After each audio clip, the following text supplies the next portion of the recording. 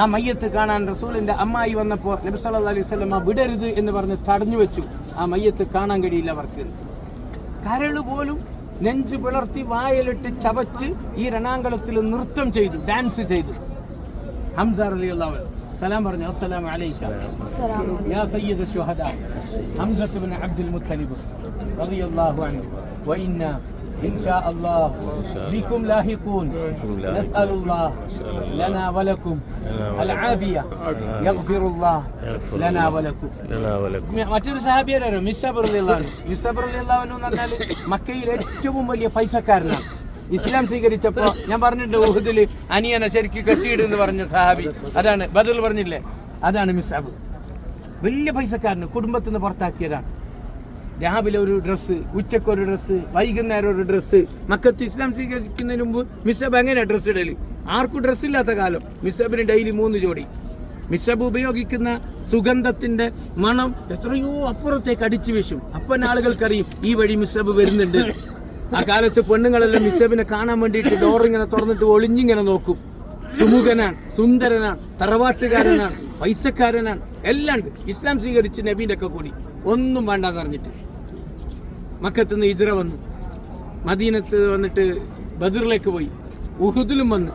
ഉഹുദിൽ വന്നിട്ട് മരിച്ചതിന് ശേഷം റസൂലിനോട് സഹാബത്ത് പറയുന്നുണ്ട്, നബിയെ ഒരു മയ്യത്തുണ്ട് നബിയെ, കഫൻ തുണി തലന്റെ ഭാഗത്തേക്ക് വലിക്കുമ്പോൾ കാല് പുറത്താന്ന് നബിയെ, കാലിന്റെ ഭാഗത്തേക്ക് തുണി ഇറക്കുമ്പോൾ തല പുറത്താന്ന് നബിയെ, ഞങ്ങൾ എങ്ങനെ കഫൻ ചെയ്യണം പറ നബിയെ. അവൻ നബി സല്ലല്ലാഹു അലൈഹി വസല്ലം ആ മയ്യത്തിനെ നോക്കാൻ വേണ്ടിയിട്ട് വന്നു.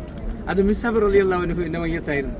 നബി സല്ലല്ലാഹു അലൈഹി വസല്ലം പറഞ്ഞു, തലഭാഗത്തേക്ക് തുണിയിട്, കാലുഭാഗത്ത് ഇവിടെ ഒരു പുല്ലുണ്ടായിരുന്നു, മിസ്അബിന്റെ കഫം പുടവയാകാൻ ഭാഗ്യം കിട്ടിയ ഒരു പുല്ല്. ആ പുല്ല് അതിനെ ചുറ്റിയിട്ട് മിസ്അബിന്റെ കാൽഭാഗം റസൂലുള്ളാഹി കഫൻ ചെയ്തു. റസൂലുള്ളാഹി കരഞ്ഞു ആ മയ്യത്തിനെ നോക്കിയിട്ട്.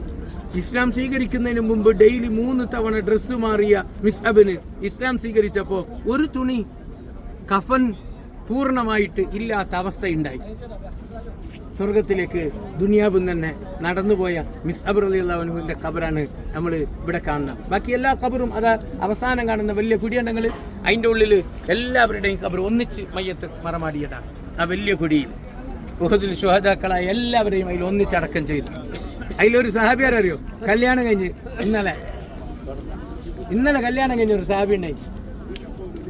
ഭാര്യയായിട്ട് ഇങ്ങനെ ആദ്യ രാത്രിയിൽ ഇങ്ങനെ സംസാരിച്ചുകൊണ്ടിരിക്കുമ്പോഴാണ് റസൂലുള്ളാഹി ഉഹുദിലേക്ക് വിളിക്കുന്ന സൗണ്ട് കേൾക്കുന്നത്. അപ്പം എന്നെ ഭാര്യനെ വിട്ടിട്ട് ഉഹുദിലേക്ക് വന്ന്. വിചാരിച്ചില്ല, എൻ്റെ കല്യാണം കഴിഞ്ഞല്ലേ, അവരൊക്കെ പോട്ടെ, ഞാൻ അടുത്ത ചാൻസ് ഉണ്ടാകുമ്പോൾ പോവാ, അങ്ങനെയൊന്നും വിചാരിച്ചില്ല. ഭാര്യനെ വിട്ടിട്ട് അപ്പം തന്നെ ഉഹുദിലേക്ക് വന്നു. ഉഹുദിൻ്റെ പൊടിയടങ്ങിയപ്പോൾ കല്യാണം കഴിഞ്ഞ് ഒരു ദിവസം മാത്രം പ്രായമായ ആ സഹാബി ഉഹുദിൽ മരിച്ചു. ഭാര്യയായിട്ട് ശാരീരിക ബന്ധം പുലർത്തിയിട്ട് ജനാബത്തിന്റെ കുളി ആ സഹാബി കുളിച്ചിട്ടുണ്ടായിട്ട. ഷഹീദായ ആൾക്കാരെ കുളിപ്പിക്കലില്ല ഇസ്ലാമിൽ. അവരെ അതേ ചോരയിൽ, അതേ മണ്ണിൽ, അതേ പൊടിയിൽ തന്നെ യുദ്ധത്തിൽ മരിച്ചാൽ അങ്ങനെയാണ്. പക്ഷേ ഹൻദല റളിയല്ലാഹു അൻഹുവിന്റെ തലമുടിയിലെ കുടിച്ച് ഇങ്ങനെ വെള്ളം ഉറ്റുന്നതായിട്ട് സഹാബികൾ നബീനോട് പരാതി പറഞ്ഞു. റസൂൽ അങ്ങനെ നോക്കാൻ വന്ന ഹൻദലാനെ നോക്കുമ്പോൾ ഹൻദലാനെ ആരോ കുളിപ്പിച്ചിട്ട് പോയി. റസൂൽ പറഞ്ഞെന്തറിയോ, മലക്കുകൾ ആകാശത്ത് നിന്ന് വന്നിട്ട് ഹൻദലാനെ കുളിപ്പിച്ചിട്ട് പോയി. ഹൻദലാനെ കുളിപ്പിച്ചത് മയ്യത്ത് കുളിയല്ല, ഹൻദലാനെ കുളിപ്പിച്ചത് ജനാബത്ത് കുളിയാണ്. സ്വർഗത്തിലെ വെള്ളം കൊണ്ടുവന്നിട്ട് ഹൻദലാനെ മലക്കുകൾ കുളിപ്പിച്ചു എന്ന് മുഹമ്മദ് റസൂലുള്ളാഹി. എത്ര വലിയ ശ്രേഷ്ഠതയുള്ള സഹാബികളാണ് അവർ.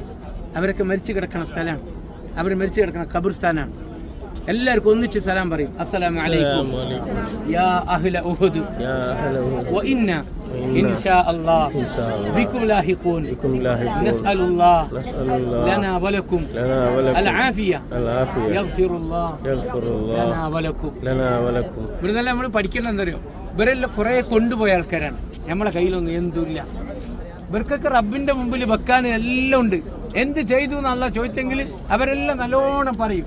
നമ്മളോട് ചോദിക്കും അതേ ചോദ്യം, എന്ത് ചെയ്തു, എന്ത് പറയുമെന്ന് നമ്മൾ ശരിക്കും ആലോചിക്കണം.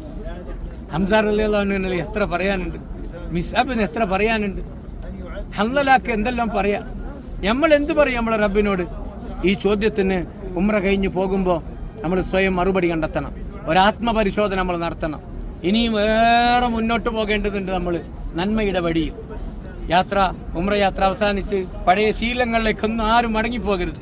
ഈ പുതിയ നന്മകളെ തുടരാൻ നമുക്ക് കഴിയണം. അള്ളാഹു നമ്മെ അനുഗ്രഹിക്കുമാറാവട്ടെ. അസ്സലാമു അലൈക്കും വറഹ്മത്തുള്ളാഹി വബറകാതുഹു.